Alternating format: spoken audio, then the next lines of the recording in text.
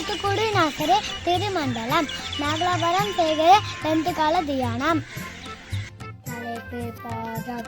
அவர்களை பாதத்திலே வைத்தாக அவர்களை கஷ்டப்படுத்தினார். மத்தேயு 15 அதிகாரம் 30 வசனத்தின் பின்பாகம். இன்றைய தியானம். கர்த்தருக்குள் பிரியமானவர்களே, இயேசுவின் பாதம் பிணியாளிகளின் வைத்தியசாலை.